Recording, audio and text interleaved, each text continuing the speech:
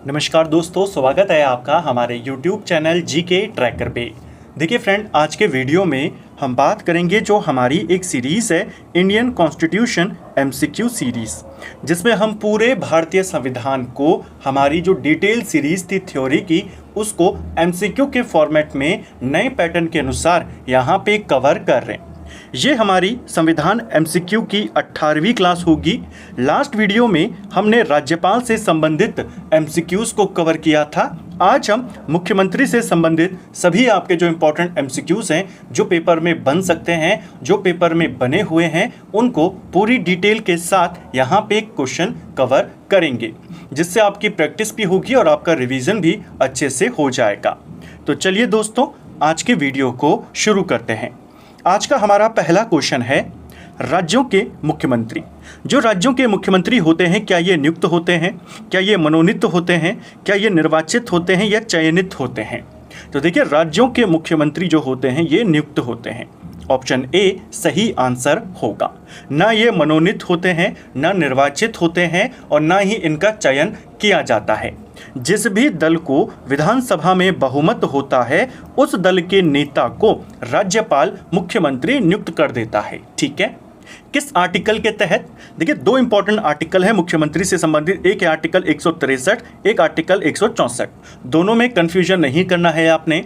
Article 163 कहता है कि राज्यपाल की सहायता के लिए और राज्यपाल को सलाह देने के लिए मंत्री परिषद होगी, जिसका प्रमुख मुख्यमंत्री होगा। ये प्रावधान किसमें है? 163 में। 164 जो है वो मुख्यमंत्री की नियुक्ति से संबंधित है।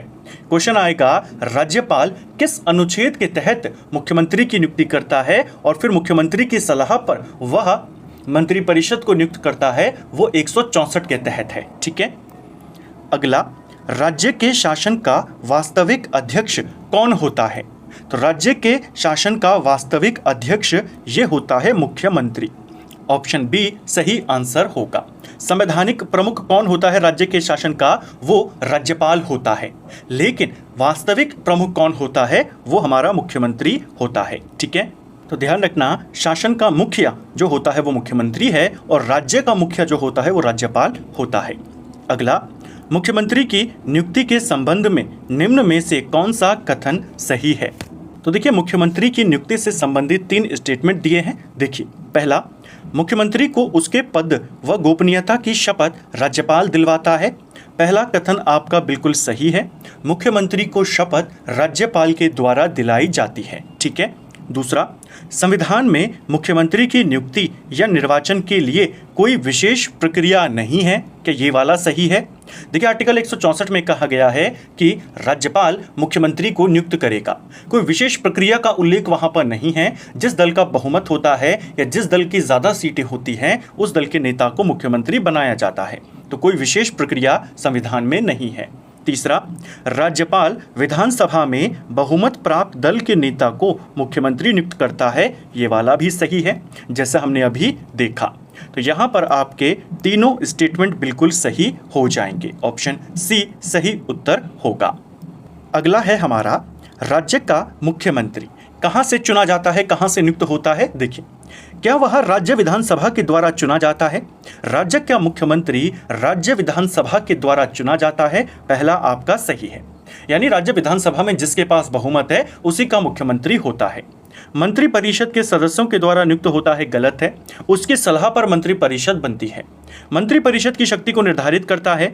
मंत्री परिषद की शक्तियों को संविधान के द्वारा निर्धारित किया जाता है। संविधान ही उनको शक्तियां प्रदान करता है। तो ये भी गलत है, मुख्यमंत्री नहीं करता, वो खुद संविधान के दायरे में होता है। मंत्री परिषद का वेतन निर्धारित करता है। मंत्री परिषद और मुख्यमंत्री का वेतन विधानसभा के द्वारा तय किया जाता है, ना कि मुख्यमंत्री के द्वारा। ये वाला भी गलत है। केवल पहला कथन यहाँ पे बिल्कुल सही होगा। नेक्स्ट है, भारत के किस राज्य में सर्वप्रथम कोई महिला मुख्यमंत्री नियुक्त हुई थी? तो भारत में मुख्यमंत्री बनने वाली पहली महिला कौन थी? उनका नाम था सुचेता कृपलानी। ठीक है, वे किस राज्य की मुख्यमंत्री बनी थी? वे उत्तर प्रदेश की मुख्यमंत्री बनी थी। क्वेश्चन बन जाता है, पहली महिला मुख्यमंत्री सुचेता कृपलानी किस राज्य की थी? तो उत्तर प्रदेश की मुख्यमंत्री थी।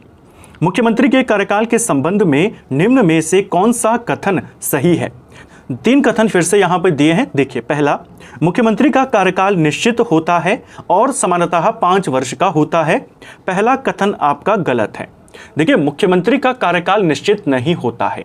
जब तक उसको विधानमंडल यानी विधानसभा का बहुमत प्राप्त है वह मुख्यमंत्री रहता है। अब वो 1 हफ्ते के लिए भी रह सकता है, 1 दिन के लिए भी रह सकता है, 1 साल के लिए भी रह सकता है और 20 साल के लिए भी रह सकता है। तो मुख्यमंत्री का कार्यकाल फिक्स नहीं होता। पहला गलत है। वह राज्यपाल के प्रसाद पर्यंत अपने पद पर बना रहता है। ये वाला भी आपका सही है। जो सेकंड वाला है कि वो राज्यपाल के प्रसाद पर्यंत अपने पद पर रहता है, यानी कि उसे उसके पद से हटाने का जो अधिकार है, अगर वो बहुमत खो देता है तो राज्यपाल उसे पद से हटा सकता है। ठीक है। विधानसभा में बहुमत खोने पर राज्यपाल उसे बर्खास्त कर सकता है। ये वाला भी आपका बिल्कुल सही है। तो पहला छोड़कर दूसरा और तीसरा आपके बिल्कुल सही हो जाएंगे। राज्य का मुख्यमंत्री किसके प्रति उत्तरदायी होता है? देखिए, राज्य का मुख्यमंत्री और उनकी पूरी मंत्रिपरिषद विधानसभा के प्रति उत्तरदायी होती है। ऑप्शन बी सही आंसर होगा। यानी ये अपने पद पर, मंत्रिपरिषद भी अपने पद पर तब तक बने रहेंगे जब तक विधानसभा का समर्थन उनको रहे। ठीक है। सामूहिक रूप से ये किसके प्रति उत्तरदायी हैं? विधानसभा के। व्यक्तिगत रूप से ये किसके प्रति उत्तरदायी होते हैं? यह राज्यपाल के प्रति उत्तरदायी होते हैं। ठीक है। राज्य विधानमंडल द्वारा मुख्यमंत्री के वेतन और भत्ते निर्धारण करने से संबंधित कौन सा अनुच्छेद है? देखिए, मुख्यमंत्री के वेतन भत्ते इनका निर्धारण करने के लिए कोई विशेष आर्टिकल नहीं है। विधानमंडल के द्वारा यानी विधानसभा के द्वारा यह निर्धारित किया जाता है। ऑप्शन डी सही आंसर होगा। ठीक है। अगला, मुख्यमंत्री की निम्नलिखित शक्तियों और कार्यों में से कौन सा सही है? मुख्यमंत्री की शक्तियों को लेकर के 3 स्टेटमेंट। पहला, वह राज्य योजना बोर्ड का अध्यक्ष होता है। क्या ये सही है? पहला आपका बिल्कुल सही है। जो मुख्यमंत्री होता है यह राज्य योजना जो बोर्ड होता है उसका पदेन अध्यक्ष होता है। इसके अलावा जो अंतर्राज्यीय परिषदें होती हैं, राष्ट्रीय विकास परिषद हमारी होती है, उसमें राज्यों का प्रतिनिधित्व मुख्यमंत्री ही करता है। ठीक है। राज्य सरकार का मुख्य प्रवक्ता भी मुख्यमंत्री ही होता है। मंत्रिपरिषद की बैठक को भी वही आयोजित करता है। ठीक है। यानी उसकी अध्यक्षता करता है, बुलाने का काम भी उसी का है और अध्यक्षता भी वही करता है। वह आपातकाल के दौरान राजनीतिक स्तर पर मुख्य प्रबंधक होता है। यह भी सही है। अगर राष्ट्रीय आपातकाल देश में लग जाता है तो मुख्य मैनेजमेंट उस समय कौन संभालता है? राज्यों में मुख्यमंत्री। जहां मुख्यमंत्री नहीं होते, अगर बाई चांस 356 लगा हुआ है, राष्ट्रपति शासन लगा हुआ है, तब मुख्य प्रबंधक कौन होता है? राज्यपाल। ठीक है। वह राज्यपाल को विधानसभा का सत्र बुलाने व उसे स्थगित करने के संदर्भ में सलाह देता है। ये वाला भी आपका बिल्कुल सही है। विधानसभा का सत्र बुलाना हो या उसे स्थगित करवाना हो, यह काम राज्यपाल करता है। किसकी सलाह पर? मुख्यमंत्री की सलाह पर। ठीक है। इसके अलावा किसी मंत्री को बर्खास्त करवा सकता है राज्यपाल से सिफारिश करके, या किसी मंत्री का इस्तीफा वो ले सकता है। ठीक है। इसके अलावा मंत्रियों को विभागों का आवंटन करने का काम भी मुख्यमंत्री का होता है और उनके विभाग आपस में फेरबदल करने का जो और उन पर नजर रखने का जो काम है वो भी मुख्यमंत्री का होता है। ठीक है। यहां पर पूछा है कौन सा सही है? तीनों स्टेटमेंट आपके सही हैं। निम्न में से कौन सा कथन मुख्यमंत्री की शक्तियों से संबंधित नहीं है? कौन सा कथन है जो उनकी शक्तियों से रिलेटेड नहीं है? पहला, मंत्रिपरिषद की बैठक की अध्यक्षता करता है, उनके अधिकार में आता है। राज्यपाल को विधानसभा का सत्र बुलाने की सलाह देता है, सही है। जिला न्यायाधीशों की नियुक्ति करना ये राज्यपाल करता है 233 आर्टिकल के तहत। ये मुख्यमंत्री का काम नहीं है। ऑप्शन सी सही उत्तर होगा। मंत्री को बर्खास्त करने का काम भी सीएम करता है, लेकिन राज्यपाल से सिफारिश करवाकर। ठीक है। मुख्यमंत्री सिफारिश करेगा और फिर राज्यपाल उसे हटाएगा। किसी राज्य के मंत्रिपरिषद की बैठक की अध्यक्षता कौन करता है? तो मंत्रिपरिषद की बैठक की अध्यक्षता मुख्यमंत्री करता है। ऑप्शन डी सही आंसर होगा। ठीक है। हमने ऊपर देखा भी था कि मंत्रियों को विभागों का वितरण करना, उन पर निगरानी करना, मंत्रियों को बर्खास्त करना या इस्तीफे के लिए कहना, यह सब काम कौन है? यह सब काम करता है मुख्यमंत्री। खुद अपना इस्तीफा देकर के पूरी मंत्रिपरिषद को वो समाप्त भी कर सकता है। ठीक है। अगला है हमारा, भारतीय संविधान के किस अनुच्छेद में मुख्यमंत्री के कार्यों को परिभाषित किया गया है? देखिए, मुख्यमंत्री के कार्यों को परिभाषित किया गया है आर्टिकल 167 में, यानी मुख्यमंत्री के कर्तव्यों को। मुख्यमंत्री का क्या प्रमुख कर्तव्य है? मुख्यमंत्री का प्रमुख कर्तव्य है मंत्रिपरिषद और राज्यपाल के बीच में एक कड़ी के रूप में काम करना, यानी मंत्रिपरिषद के विधानसभा के निर्णयों का, उनके फैसलों का जानकारी राज्यपाल को देना। सवाल आता है, मुख्यमंत्री के राज्यपाल को सूचना प्रदान करने संबंधी कर्तव्य का उल्लेख किस आर्टिकल में है? वो 167 में है। यह मुख्यमंत्री के कार्यों को परिभाषित करने वाला आर्टिकल है। ठीक है, ऑप्शन सी। किस अनुच्छेद के तहत मुख्यमंत्री का राज्यपाल को सूचना प्रदान करने का कर्तव्य है?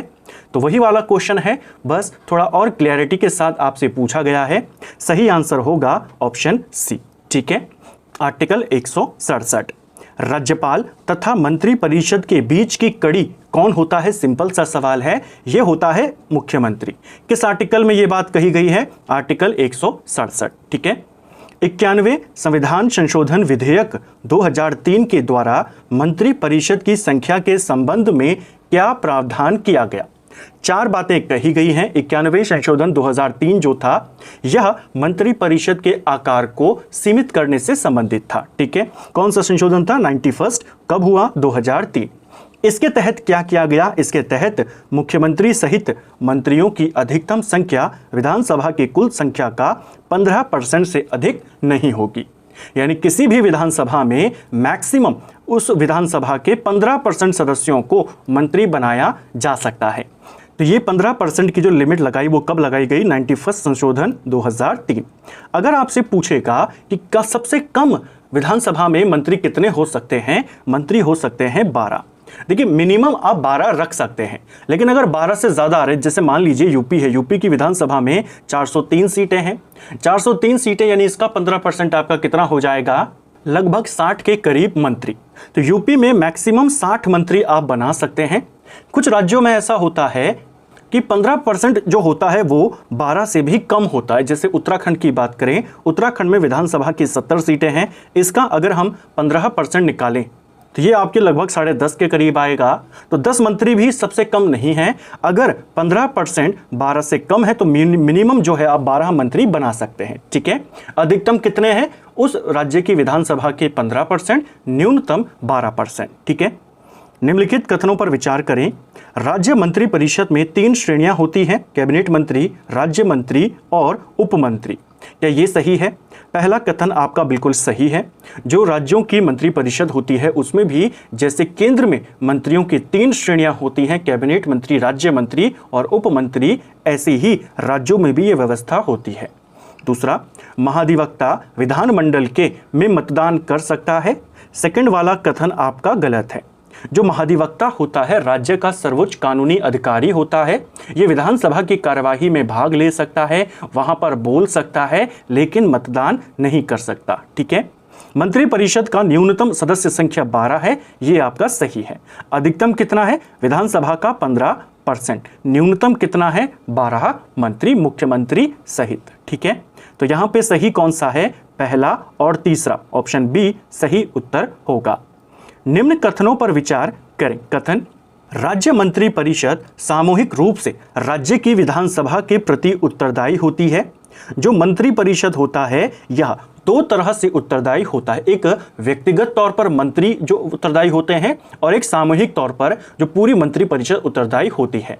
सामूहिक तौर पर जो इनका उत्तरदायित्व है वह विधानसभा के प्रति है, और व्यक्तिगत तौर पर जो मंत्री होते हैं वे राज्यपाल के प्रति उत्तरदायी होते हैं। तो मंत्रियों का व्यक्तिगत पूछेगा राज्यपाल और सामूहिक पूछेगा या मंत्रिपरिषद किसके प्रति उत्तरदायी है, तो आप कहेंगे विधानसभा।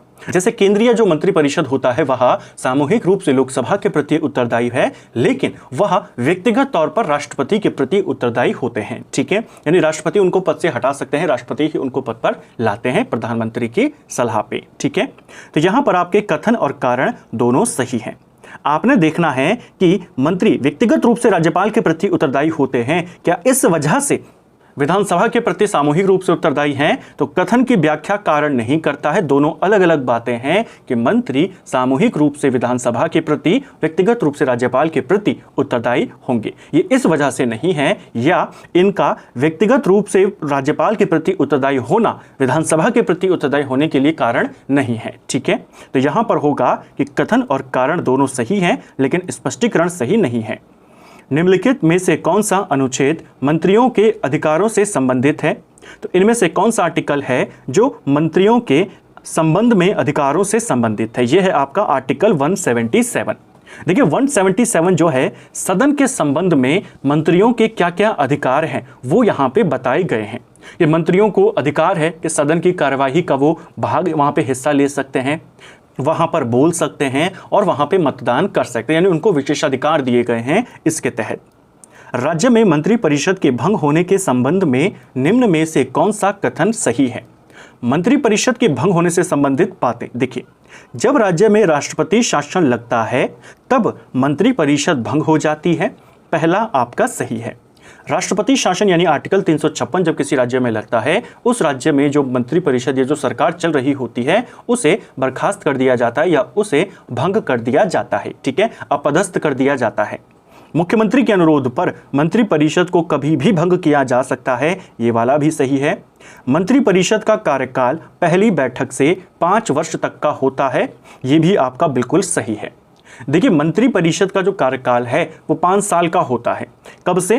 पहली बैठक से, ठीक है। आमतौर पे जब राज्य में राष्ट्रपति शासन लगता है तो मंत्रिपरिषद भंग हो जाती है और मुख्यमंत्री जब चाहे सलाह देकर के राज्यपाल को मंत्रिपरिषद को भंग करवा सकते हैं या अपना इस्तीफा देकर भी भंग करवा सकते हैं, ठीक है। तो यहां पर आपके तीनों स्टेटमेंट सही हैं। अगला, महाधिवक्ता के संबंध में निम्न में से कौन से कथन सही हैं? देखिए महाधिवक्ता की बात करते हैं, जैसे हमने कहा महाधिवक्ता किसी भी राज्य का सर्वोच्च कानूनी अधिकारी होता है। इसके बारे में आर्टिकल 165 में बात कही गई है कि राज्यपाल राज्य के महाधिवक्ता को नियुक्त करेगा। राज्य का सर्वोच्च विधि अधिकारी होता है। इसका मुख्य काम क्या है कि राज्य सरकार को विधि संबंधी विषयों पर सलाह देना ये काम करता है, ठीक है, यानी राज्य सरकार को कानूनी मामलों में सलाह देता है। इसके संबंधित पहला कथन है कि वह राज्यपाल के प्रसाद पर्यंत कार्य करता है, पहला आपका सही है। जो महाधिवक्ता होता है यहाँ इसका कोई निश्चित कार्यकाल नहीं होता, राज्यपाल के प्रसाद पर्यंत ये अपने पद पर होता है, नियुक्त भी इनको राज्यपाल करते हैं आर्टिकल 165 के तहत, ठीक है। वह विधानमंडल की कार्यवाही में भाग ले सकता है, बोल सकता है, मतदान नहीं कर सकता, ये भी सही है। ये राज्य का सर्वोच्च विधि अधिकारी होता है, ये भी सही है। उसे विधानमंडल के किसी सदस्य के विशेषाधिकार व वेतन और भत्ते नहीं मिलते, ये आपका गलत हो जाएगा। जो महाधिवक्ता होता है उसे राज्य में जो विधानमंडल है या राज्य में जो विधायक हैं उनके ही समान विशेषाधिकार, वेतन, भत्ते उसको प्रदान किए जाते हैं, ठीक है। तो इसको भी ध्यान रखना है। केवल चौथा वाला गलत है, पहला, दूसरा, तीसरा आपका सही आंसर होगा, ठीक है। किस व्यक्ति को राज्यपाल महाधिवक्ता बना सकता है? उस व्यक्ति को जो हाई कोर्ट में जज बनने के लायक हो, यानी हाई कोर्ट में जो जज नियुक्त हो सकता हो उसे ही महाधिवक्ता के पद पर नियुक्त किया जाता है, ठीक है। तो इसको भी ध्यान रखना। तो फ्रेंड्स ये था हमारा आज का वीडियो जिसमें हमने मुख्यमंत्री से संबंधित सवालों को यहाँ पे देखा, पूरी डिटेल के साथ इन सवालों को कवर करने का प्रयास किया। अगली क्लास में बात करेंगे विधानमंडल से संबंधित सवालों की, जिसमें हम जो विधान परिषद है, विधानसभा है, उनके सदस्यों का, उनकी कार्यवाहियों का, उन सब को कवर करेंगे। उम्मीद करता हूं आपको आज का वीडियो पसंद आया होगा।